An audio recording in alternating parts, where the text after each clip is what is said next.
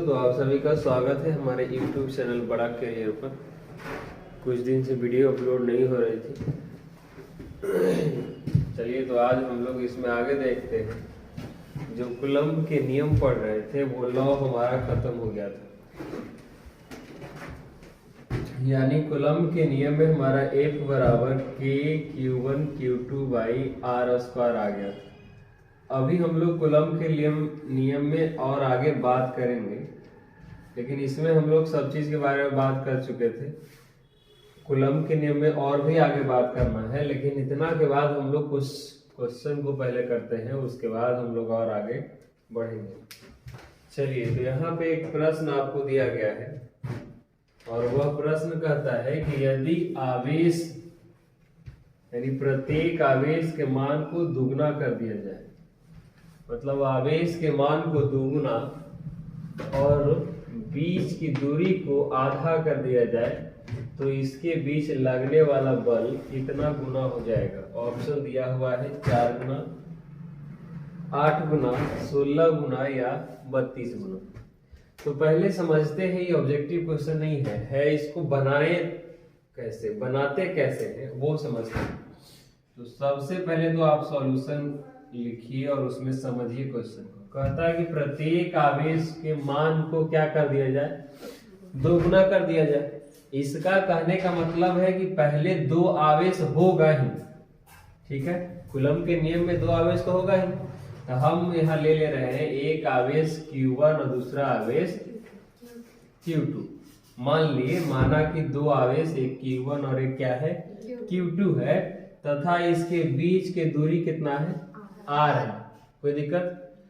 यहाँ हम माना कि 2 आवेश Q1 तथा Q2 है तथा इसके बीच की दूरी कितना है R है। अब लिख देंगे कूलम्ब के नियम से। क्या लिख देंगे? कूलम्ब के नियम से। ये माने है बाबू, यहाँ लिखेंगे माना कि 2 आवेश Q1 तथा Q2 तथा उसके बीच की दूरी कितना है R है। अब चलेंगे कूलम्ब के नियम से। कूलम्ब का नियम कहता है F equal to K Q1 Q2 by R square. इसमें कोई दिक्कत है इसमें?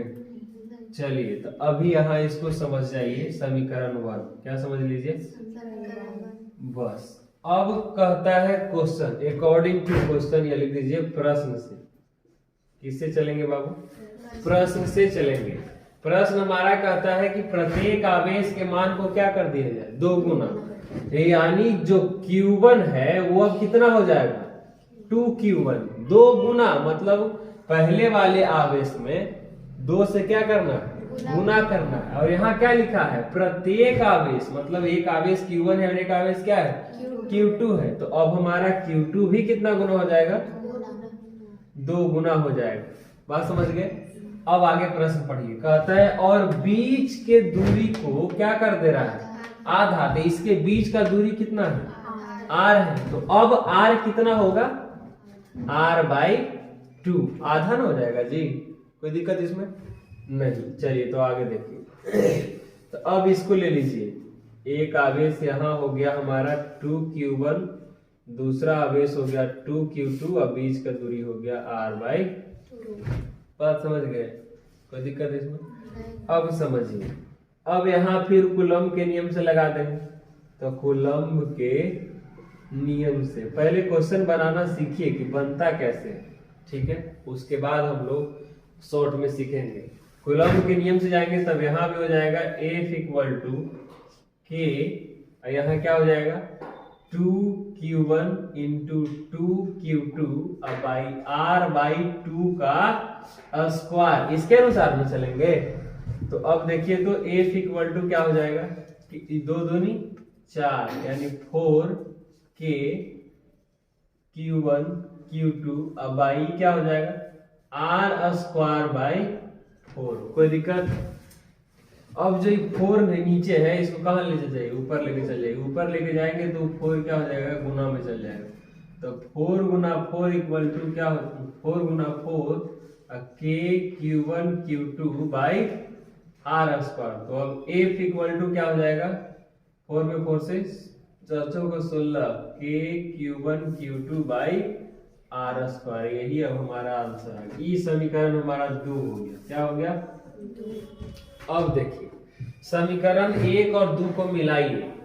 कहता है कि प्रत्येक आवेश के मान को दोगुना कर दिए हैं तथा आवेश के बीच की दूरी को क्या कर दिए हैं? आधा कर दिए हैं। इसमें कुछ भी नहीं किए हैं। सेम तरीके से Q1 Q2 है, R है, तब हमारा F equal to K Q1 Q2 by कितना आया है? R square. जब आधा दोगुना कर रहे हैं आवेश को और बीच की दूरी को आधा कर दे रहे हैं, तब हमारा बल की निकल करके आ रहा है 16K Q1 Q2 by R square. तो अब देखिए इसमें कितना से मल्टीप्लाई हो गया है। ये जो भाग है इसको हम क्या लिख सकते हैं? F लिख सकते हैं। इसको नहीं लिख सकते हैं F। अगर हम इसको F1 मान ले और इसको F2 मान ले, मानेंगे कि नहीं? तो F2 बराबर हम क्या लिख सकते हैं? 16F1। K Q1 Q2 को हम F1 लिख सकते हैं समीकरण 1 से जी। तो F2 इक्वल टू कितना हो गया? 16F1। तो पहले वाले बल में कितना से मल्टीप्लाई हो गया? गुना हो गया 16 से। तब हमारा आंसर क्या हो जाएगा? 16 गुना। समझे कि नहीं समझे? तो ये सब प्रश्न आएगा तो ऐसे ही बनाया जाता है, लेकिन आप डायरेक्ट मान रख करके बनाएंगे। लेकिन हम यहाँ सिखाए कि कैसे किस तरीके से इसको सोच कर आगे बढ़ेंगे। ठीक है, तो चलिए इसको जल्दी से आप लोग लिख लीजिए। चलिए तो अब हम लोग यहाँ पे एक अगला प्रश्न देखते हैं बाबू। और यह प्रश्न कहता है कि यदि प्रत्येक आवेश के मान को 3 गुना और बीच की दूरी को 3 गुना कर दिया जाए, यानी इसमें आवेश के मान को भी 3 गुना कर दे रहा है और बीच के दूरी को भी 3 गुना कर दिया जा रहा है, तो पूछता है कि उसके बीच लगने वाला बल का मान कितना गुना हो जाएगा। तो जब नॉर्मल कंडीशन में, सामान्य कंडीशन में, बल का मान हमारा हो जाएगा F equal to K Q1 Q2 by R square. इसके बाद जब हम लोग चलेंगे प्रश्न के अनुसार, तो प्रश्न के अनुसार चलेंगे प्रश्न से, तो जो हमारा Q1 है वो अब हो गया 3Q1, क्योंकि 3 गुना करना है, यानी इसमें 3 से गुना कर देना है। और जो Q2 हो जाएगा बाबू वो भी हमारा हो जाएगा 3Q2। अब R है वो R भी कितना गुना हो जाएगा? 3 गुना, यानी हो जाएगा 3R। तो कहता है कितना गुना हो जाएगा? 9 गुना, 27 गुना, 81 गुना या अपरिवर्तित। तो चलिए हम लोग देखते हैं इसमें आगे। तो कूलम्ब के नियम से कहता है ये हो जाएगा 3Q1, ये भी हो जाएगा 3Q2 और बीच का दूरी हो जाएगा 3R। ठीक है, तो F equal to K Q1 यानी 3Q1, ये भी हो जाएगा, इसको यहाँ लिख देते हैं। देखिए F इक्वल टू K हो जाएगा 3Q1 into 3Q2 by 3R का स्क्वायर।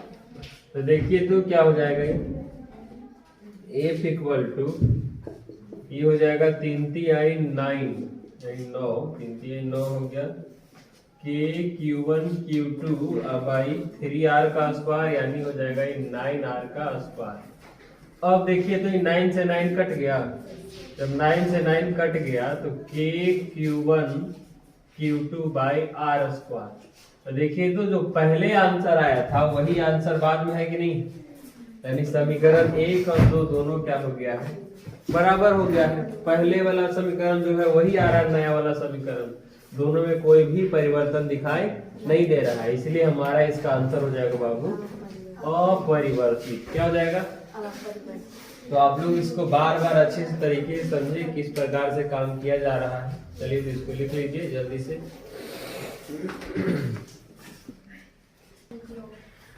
चलिए तो अब यहाँ एक नया प्रश्न कहता है बाबू कि 2 आवेश के बीच की दूरी को दुगुना कर दिया जाए तो इसके बीच लगने वाला बल का मान कितना गुना हो जाएगा। यानी फर्स्ट केस में देख रहे हैं हम लोग कि आवेश हमारा R है, आवेश के बीच की दूरी R है, तो इतना ही आएगा। अब आवेश के बीच की दूरी को दुगुना कर दिया जा रहा है, यानी जो R है वो हमारा कितना हो गया है? 2R। तो अब इसके अनुसार कूलम्ब के नियम लगाएंगे तो हमारा K यानी Q1 हो जाएगा, ये Q2 हो जाएगा और बीच का दूरी 2R।